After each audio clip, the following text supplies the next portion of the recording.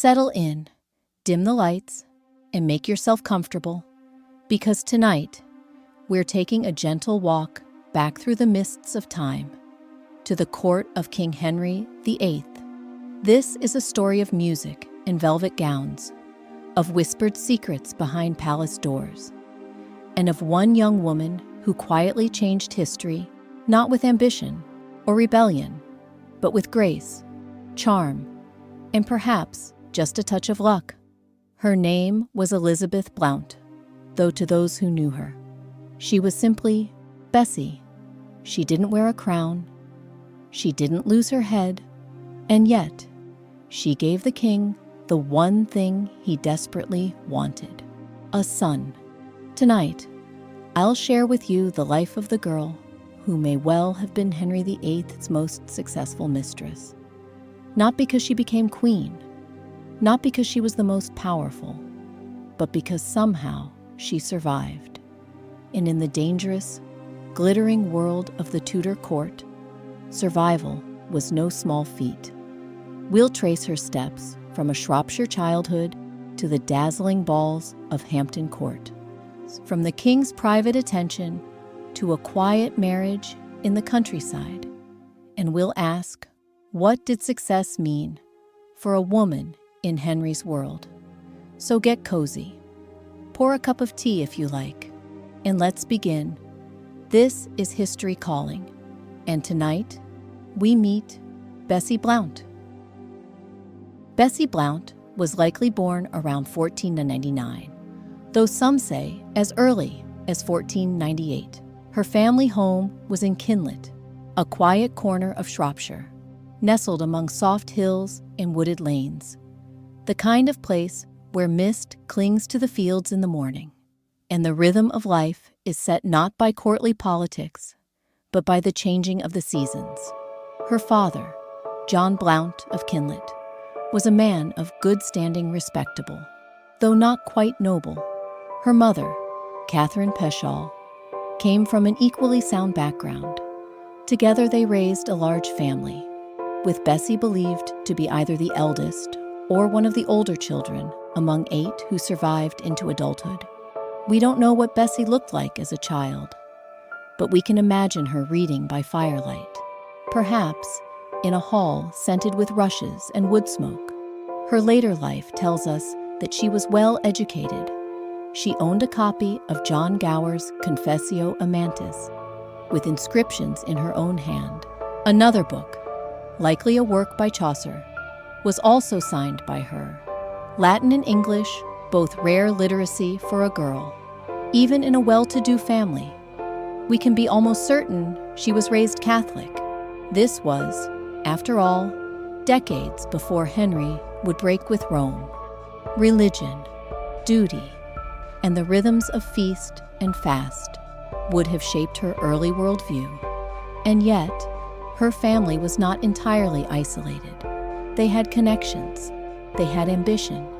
Kinlet may have been quiet, but it was not disconnected.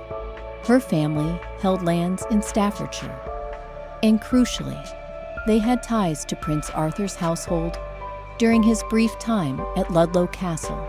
It was a link that would later open doors for young Bessie, guiding her path to the royal court.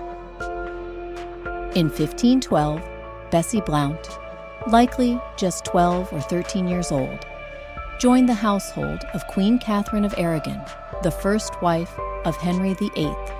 It was an environment bursting with color, ceremony, and expectation. The Tudor court was not merely a place to serve. It was a theater where fortunes were made and lost in a heartbeat. Imagine her first days there. The awe of Westminster or Greenwich, the tapestries, the shining floors, the music, and above all, the presence of the king and queen figures of almost divine stature to a provincial girl. At first, she received a modest income, 100 shillings a year, half what the official maids of honor were paid.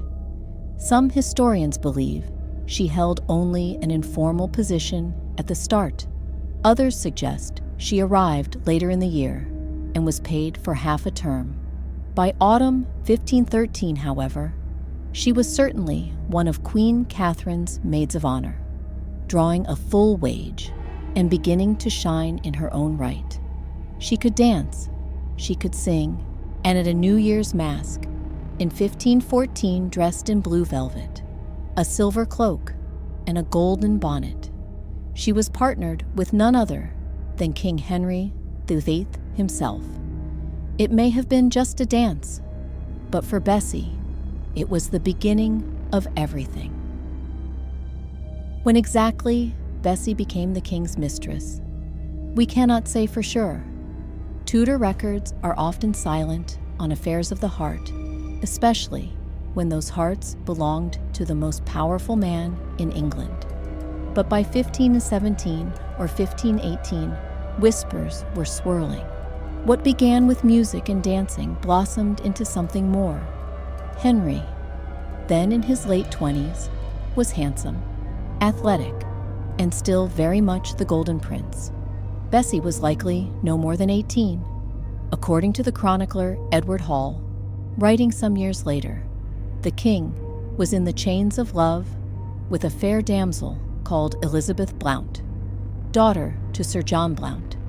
She excelled, he said, in singing, dancing, and all courtly pastimes.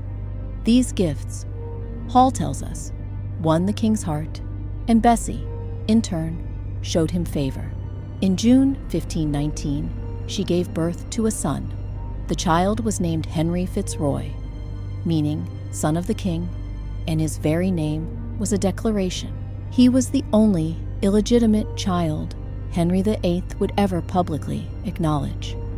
That Bessie had succeeded where the Queen had not, by giving Henry a healthy son, placed her in a uniquely powerful position. And yet, there was no scandal, no elevation, no marriage proposal. Instead, Bessie quietly stepped aside. Henry ensured she was well cared for. Not long after giving birth, she was married to Gilbert Tailbois, a Lincolnshire gentleman and ward of the crown. The match was arranged swiftly, no doubt with the king's approval.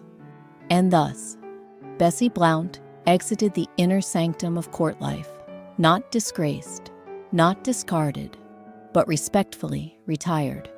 She had done what none of Henry's other mistresses would. She gave him a son, and she lived to tell the tale.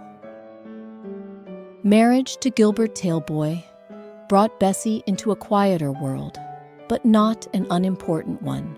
Gilbert, though not a powerful nobleman, came from an established Lincolnshire family, and now, with royal favor shining faintly upon them, the couple had the means to build a life of stability and comfort.